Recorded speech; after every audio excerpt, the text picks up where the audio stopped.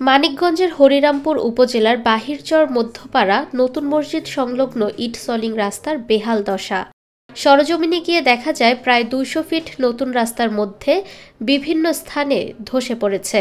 বৃষ্টি হলেই পানিতে ধুয়ে যাচ্ছে রাস্তার বালু ও ভেসে যাচ্ছে বাধাই করা ইট। স্থানীয় সূত্রে জানা যায়, রাস্তা নির্মাণে বালু কম দেওয়াতে এমন ঘটনা ঘটেছে। একাধিকবার ঊর্ধ্বতন কর্তৃপক্ষকে জানানো হলেও এখন পর্যন্ত নেওয়া হয়নি কোনো কার্যকর পদক্ষেপ। স্কুল পড়ুয়া শিশু শিক্ষার্থীদের চলাচলে বিঘ্ন ঘটছে। প্রতিনিয়তই নানাবিধ সমস্যার সম্মুখীন হচ্ছে ভুক্তভোগীরা।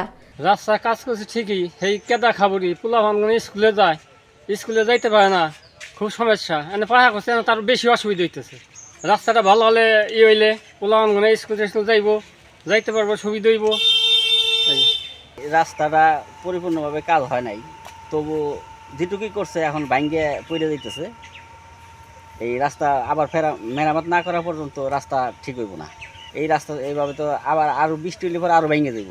এলাকার সচেতন মহল বলছে, বরাদ্দকৃত অর্থের সঠিক ব্যবহার নিশ্চিত করতে হলে স্বচ্ছ তদন্ত প্রয়োজন। অন্যথায় দুর্নীতি ও অনিয়মের কারণে জনগণের টাকা অপচয় হবে এবং প্রকৃত উন্নয়ন কার্যক্রম ব্যাহত হবে। ফাহমিদা বিনতে আনোয়ার, নিরপেক্ষ।